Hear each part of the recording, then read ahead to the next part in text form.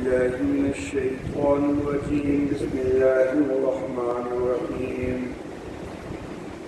يا أيها الذين آمنوا لا تقولوا رائنا وقولوا انظرنا واسمعوا وللكافرين عذاب عليم ما يود الذين كفروا من أهل الكتاب ولا المشركين أن ينزل عليكم من خير من ربكم والله يختص برحمته من يشاء والله ذو الفضل العظيم ما ننسخ من آية أو ننسها نأتي بخير منها أو مثلها ألم تعلم أن الله على كل شيء قدير صدق الله مولانا العلي العظيم وبلغنا نبيه ورسوله الكريم۔ اے ایمان والو، رائنا نہ کہا کرو، انظرنا کہا کرو اور سنا کرو، اور کافروں کے لیے دردناک عذاب ہے۔ نہیں چاہتے کافر، خواہ وہ اہل کتاب میں سے ہیں اور خواہ مشرکین میں سے، کہ نازل کی جائے تم پر کوئی خیر تمہارے رب کی طرف سے، اور اللہ خاص کرتا ہے اپنی رحمت کے ساتھ جس کو چاہتا ہے، اور اللہ بڑے فضل والا ہے۔ ہم کوئی آیت منسوخ نہیں کرتے یا اس کو بھلاتے نہیں، مگر یہ کہ ہم اس سے بہتر لے آتے ہیں یا اس کی مثل لے آتے ہیں۔ کیا تو جانتا نہیں ہے کہ اللہ ہر چیز پر قادر ہے؟ محترم احباب، اس سے پہلی جو آیات مبارکہ گزشتہ دنوں میں جن کے متعلق درس ہوا، ان آیات مبارکہ میں کچھ شبہات کے جوابات دیے گئے۔ ایک شبہ جبریل امین کے حوالہ سے، ایک سیدنا سلیمان علیہ الصلاۃ و تسلیمات کے حوالہ سے، اور ایک شبہ ہاروت اور ماروت کے حوالہ سے۔ تو یہود کے بنی اسرائیل کے ان شبہات کے جوابات دیے گئے ہیں گزشتہ آیات مبارکہ میں۔ شبہات کے اندر جو لوگ ڈالتے ہیں تو ان کا مقصد کیا ہوتا ہے کہ لوگوں کا ایمان متزلزل ہو جائے، ایمان کے اندر بگاڑ پیدا ہو جائے، یہ ان کا مقصد ہوتا ہے۔ تو یہود بھی جو شبہات کے اندر مبتلا کر رہے تھے، مقصد ان کا یہی تھا کہ لوگوں کا ایمان برباد ہو، ایمان متزلزل ہو جائے، ایمان میں بگاڑ پیدا ہو جائے۔ اس کے لیے شبہات کے علاوہ بھی وہ مزید بھی اوچھے ہتھ کنڈے استعمال کر رہے تھے کہ اگر دانستہ ایمان والے اپنے ایمان سے پیچھے ہٹنے کے لیے تیار نہیں بھی ہوتے، تو نادانستگی میں ایمان والوں سے کچھ ایسا کروا دیا جائے کہ جو ان کے حقیقت میں ایمان کے منافی ہے۔ تو اس کے لیے انہوں نے ایک اوچھا ہتھ کنڈا استعمال کیا کہ ایک ایسا لفظ معروف کرنا شروع کر دیا کہ جو رحمت کائنات سید الانبیاء صلی اللہ علیہ وآلہ وسلم کے لیے ان کے تلفظ کے مطابق وہ توہین آمیز بن جاتا تھا۔ اہل ایمان کو اس کا کوئی اندازہ نہیں تھا کہ وہ اس سے کیا مراد لے رہے ہیں۔ اہل ایمان اس کو عربی کا ہی ایک محاورہ اس کے طور پر استعمال کر رہے تھے۔ یہ انہوں نے ایک کارروائی کی کہ اس کے ذریعے چلو دانستہ نہیں تو ایمان والوں سے نادانستگی میں کچھ خلاف ایمان کام کروا دیا جائے۔ تو اس لیے شبہات کا جواب کے ساتھ اب اللہ رب العزت نے ان کی اس خباثت کا تذکرہ کیا ہے۔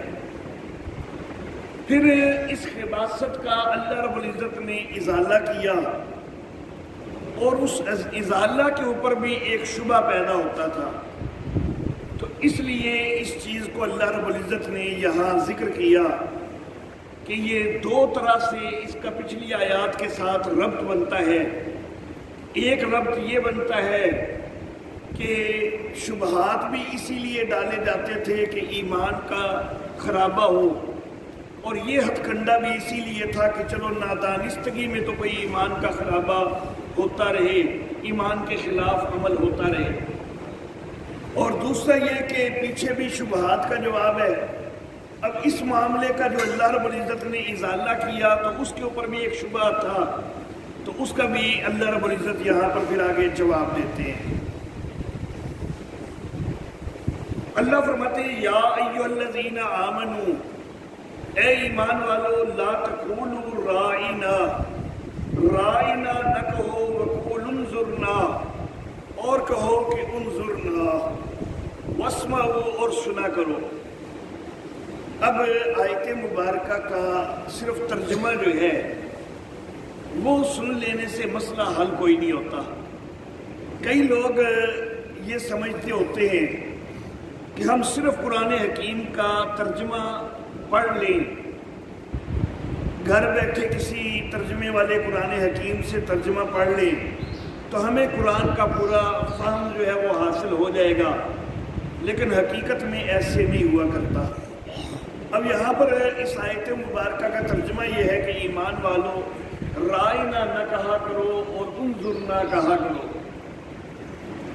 کیا صرف یہ ترجمہ کرنے سے، یہ ترجمہ پڑھ لینے سے کیا کوئی بندہ سمجھ جائے گا کہ یہ حکم کس موقع کے لیے ہے؟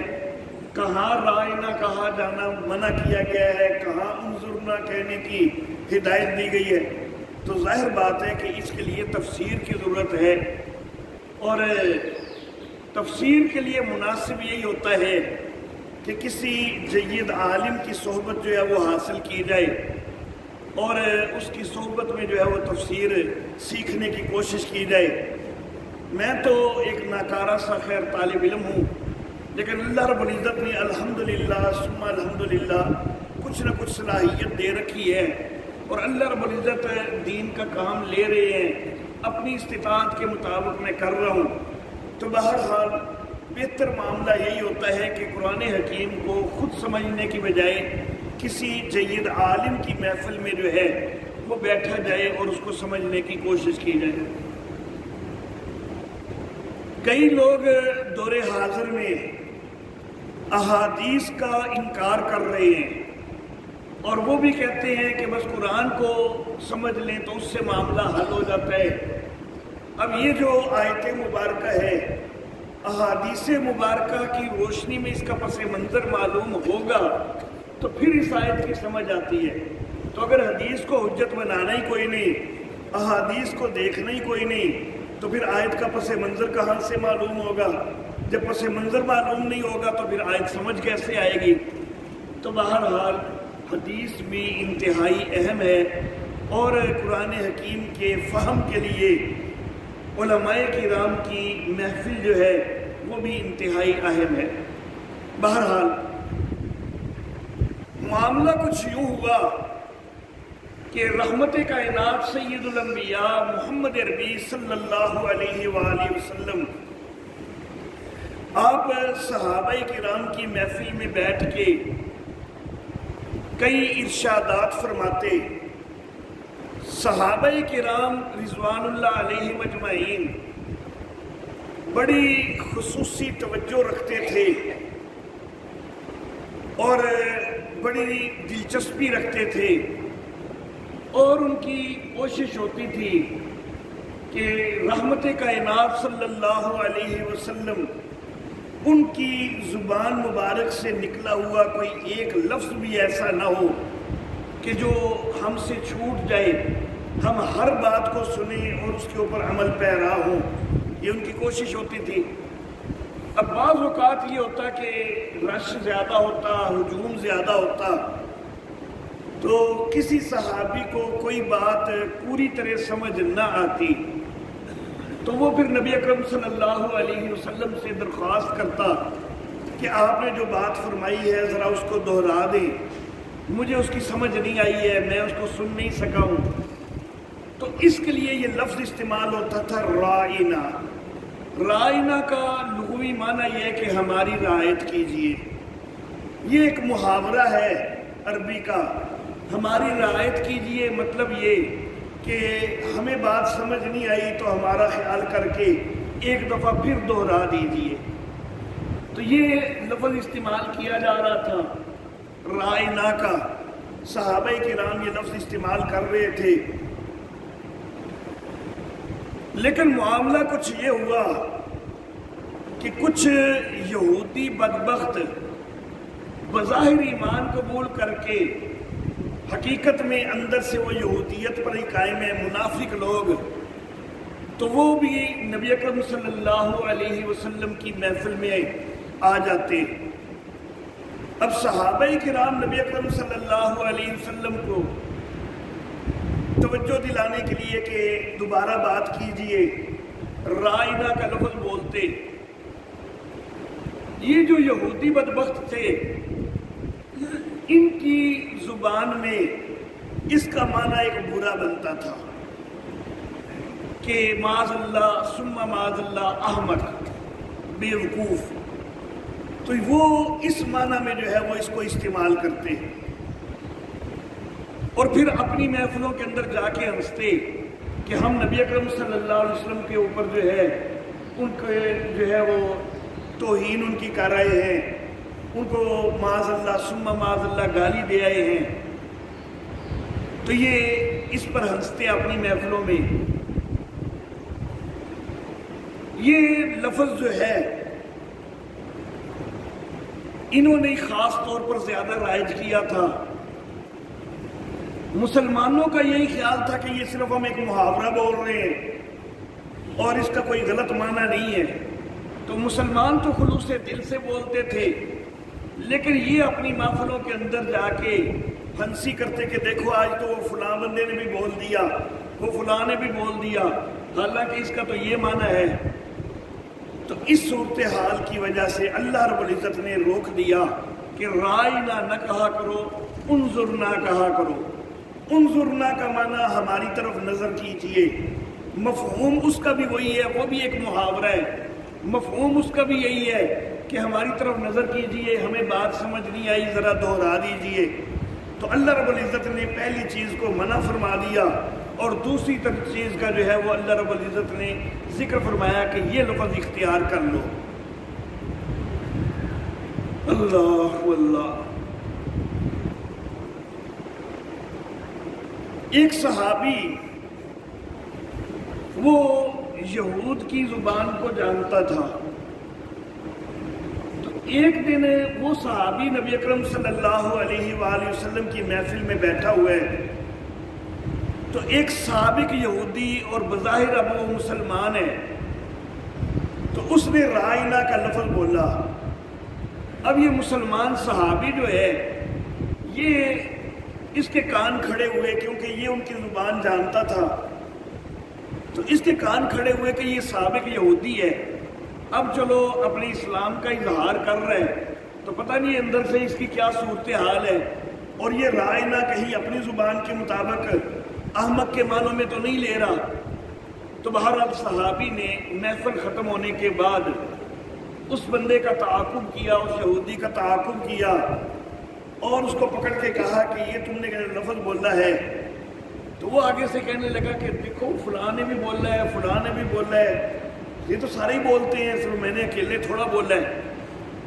اب یہ صحابی اگر اس کو سزا دیتا ہے، اگر اس کو کوئی مار پیٹ کرتا ہے، تو اس کے پاس دلیل موجود ہے، حجت موجود ہے کہ فلاں فلاں بھی تو یہ بولتا رہا ہے، تم نے اس کو کچھ نہیں کہا تو مجھے کیوں پکڑ لیا ہے؟ تو صحابی نبی اکرم صلی اللہ علیہ وسلم کے پاس آ گئے کہ نبی اکرم صلی اللہ علیہ وسلم سے جا کے بات کریں۔ ابھی نبی اکرم صلی اللہ علیہ وسلم سے بات نہیں کی، نبی اکرم صلی اللہ علیہ وسلم کے پاس آئے ہیں، تو نبی اکرم صلی اللہ علیہ وآلہ وسلم نے یہ آیت مبارکہ سنائی کہ یہ آیت مبارکہ ابھی نازل ہوئی ہے کہ ایمان والو رائنا نہ کہا کرو، انظرنا کہا کرو۔ تو وہ صحابی جس مسئلے کے لیے حاضر ہوا تھا، ابھی اس نے وہ بات کی بھی نہیں، تو اللہ رب العزت نے بہرحال اس سے پہلے ہی جو ہے یہ آیت مبارکہ نازل کر دی۔ ایک تعبیر تو یہ کی گئی ہے کہ وہ رائنا احمق کے معنی میں معاذ اللہ لیتے تھے۔ ایک اور تعبیر یہ بھی کی جاتی ہے کہ رائنا جو ہے اس کو ذرا تھوڑا سا لمبا کر کے پڑھا جائے نا، عین اور نون کے درمیان یا پڑھی جائے، رائنا کی بجائے رائنا کر دیا جائے، تو پھر اس کا معنی ہوتا ہے ہمارا چرواہا۔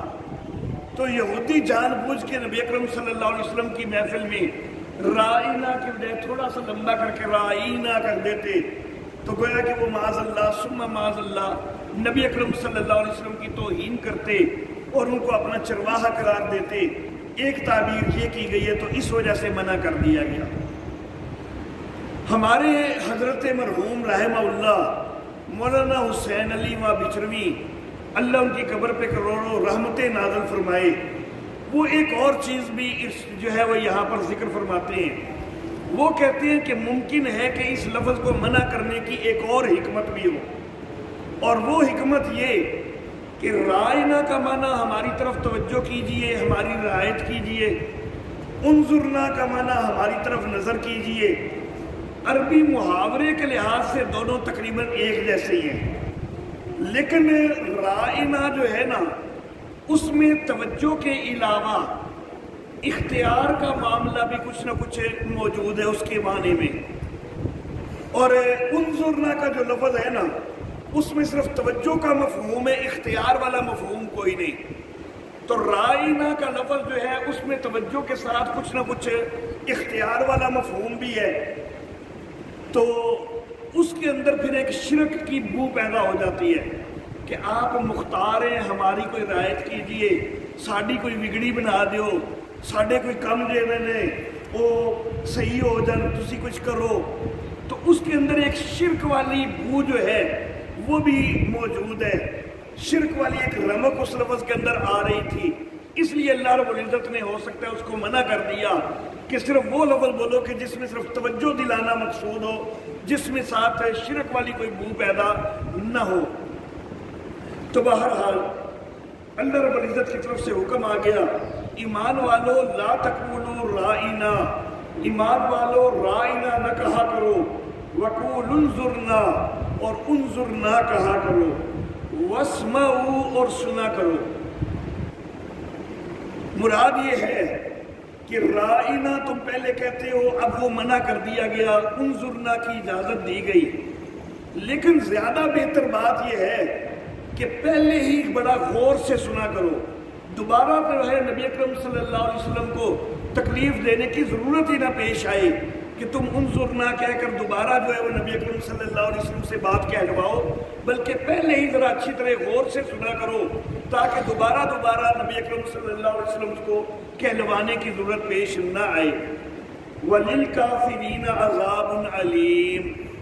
اب یہ جو بدبخت نبی اکرم صلی اللہ علیہ وسلم کی توہین کر رہے تھے، رائنا کہہ کر غلط مفہوم لیتے تھے، تو ظاہر ہے کہ نبی کی جو توہین کرے تو وہ کافر ہے۔ بے شک وہ بظاہر نبی کی محفل میں وہ منافق آدمی اپنے آپ کو صحابی شو کر کے بے شک بیٹھتا ہے، لیکن ہے وہ کافر ہی کہ وہ نبی کی توہین کر رہا ہے۔ تو اللہ نے فرمایا کہ ایسے کافروں کے لیے دردناک عذاب ہے۔ آگے اللہ فرماتے ہیں کہ ما یود الذین کفروا من اہل الکتاب ولا المشرکین، نہیں چاہتے کافر، خواہ وہ کافر اہل کتاب میں سے ہوں یا وہ کافر مشرکوں میں سے ہوں، وہ یہ نہیں چاہتے کہ ان ینزل علیکم من خیر من ربکم، کہ آپ کے اوپر کوئی خیر نازل ہو آپ کے رب کی طرف سے۔ دیکھو غلط لفظ رائج تھا، ہم نے تصحیح کروا دی، تو یہ ایمان والوں کے لیے تو معاملہ خیر کا ہے، لیکن یہ کافر جو ہے وہ تو چاہتے ہی کوئی نہیں کہ کوئی خیر نازل ہو۔ کافر بے شک یہودی ہیں، اہل کتاب ہیں، وہ بھی نہیں چاہتے خیر نازل ہو، اور جو مشرک ہیں وہ بھی نہیں چاہتے کہ خیر نازل ہو۔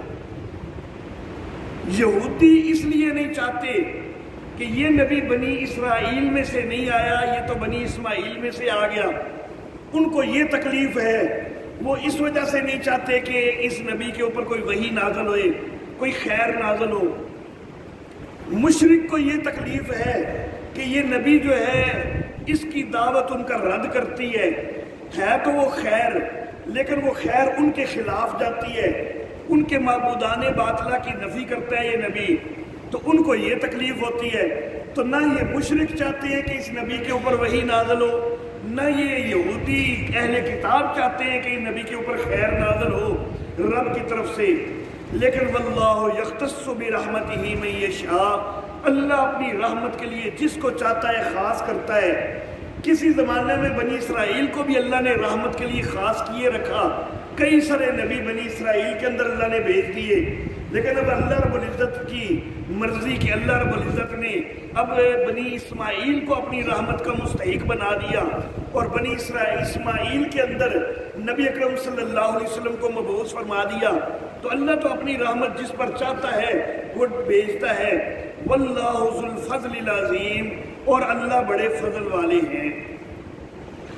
ما ننسخ من آیت او ننسها، ہم کوئی آیت منسوخ نہیں کرتے اور نہ ہی اس کو بھلاتے ہیں۔ ناتی بخیر منہا او مثلہا، مگر یہ کہ اس سے بہتر لے آتے ہیں یا اسی کی مثل لے آتے ہیں۔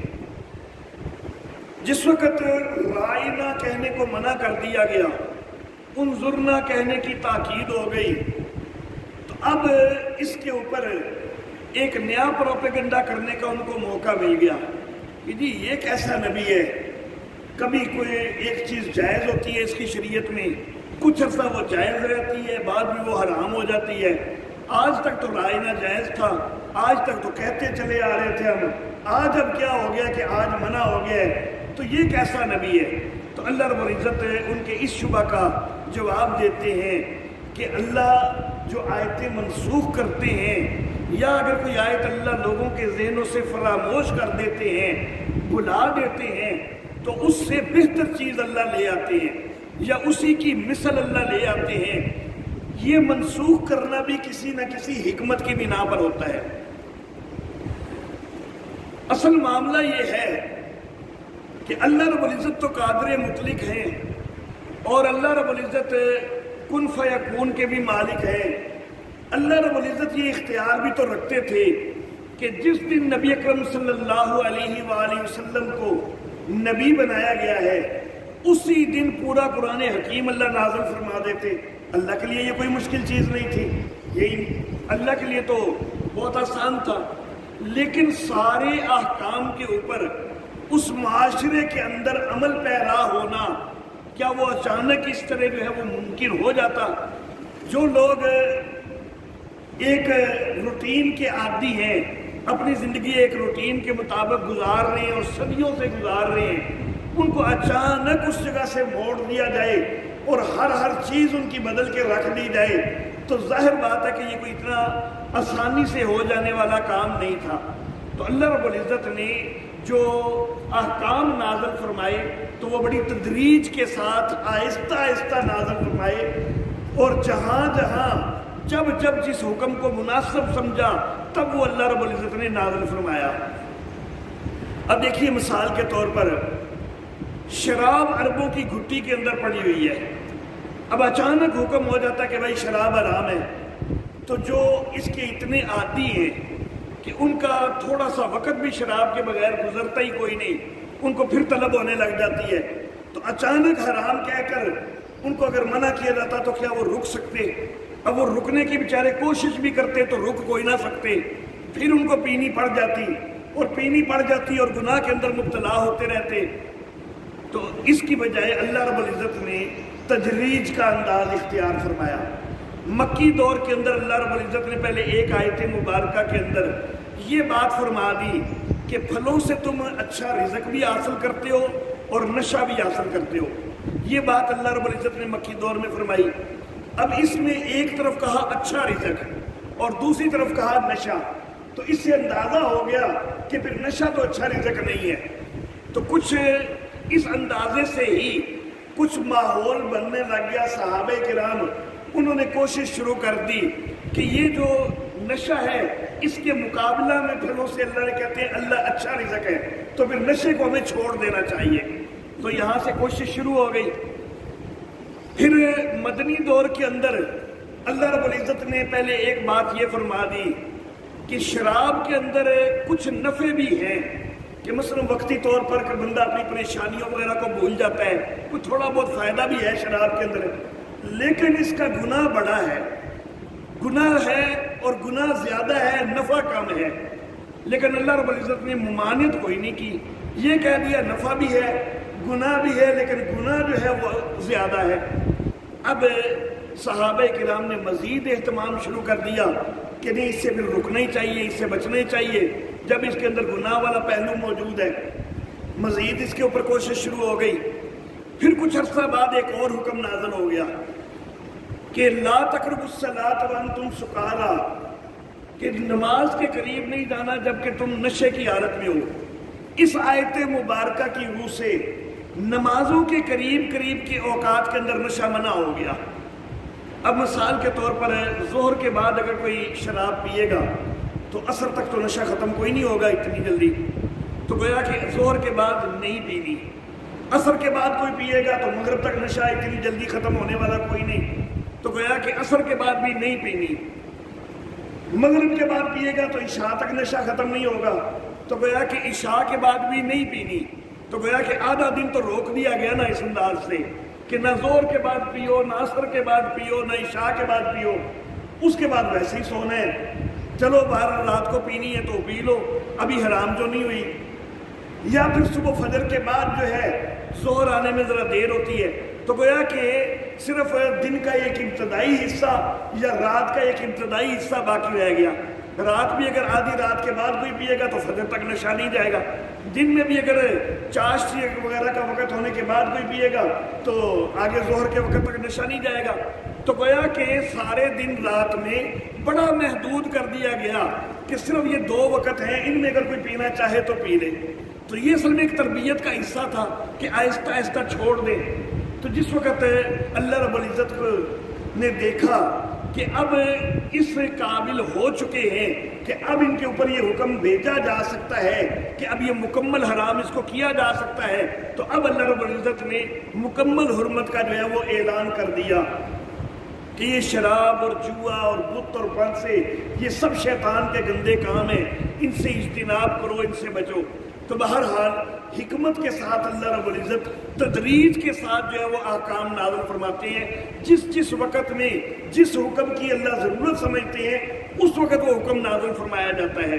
تو اللہ فرماتے ہیں کہ ہم حکمتوں کے تحت کچھ وقت ایک چیز کو پہلے ٹھیک ہے جائز رکھ دیتے ہیں، لیکن پھر اس کو جو منسوخ کرتے ہیں نا تو وہ بھی تمہارے لیے مناسب ہوتا ہے، ہم اس کی جگہ کوئی بہتر لے آتے ہیں یا اسی طرح کی کوئی اور چیز لے آتے ہیں۔ اللہ رب العزت نے فرمایا کہ منسوخ کرتے ہیں یا بھلا دیتے ہیں۔ ایک صحابی کا واقعہ ملتا ہے کہ تہجد کی نماز کے اندر سورہ فاتحہ پڑھی اور اس کے بعد کچھ اور ایک سورت پڑھنا چاہی جو کہ پہلے پڑھتے رہتے تھے تہجد کے اندر، اچھی طرح ان کو یاد تھی، تو وہ پڑھنے لگے تو ان کو یاد نہیں آ رہی۔ انہوں نے کوشش کی کہ وہ یاد آ جائے، یاد نہیں آئی۔ بہرحال انہوں نے پھر کوئی اور سورت پڑھی، اپنی رکعت تو مکمل کر لی۔ صبح انہوں نے اپنا یہ واقعہ اپنے دوستوں کے سامنے ذکر کیا کہ بھائی وہ سورت مجھے اچھی طرح یاد تھی، لیکن رات کو بڑا عجیب معمول ہوا، عجیب معاملہ ہوا کہ میں نے اس کو پڑھنا چاہا تو مجھے یاد ہی کوئی نہیں آئی، اس کے بعد بھی مجھے صبح تک ابھی تک بھی وہ یاد نہیں آ رہی۔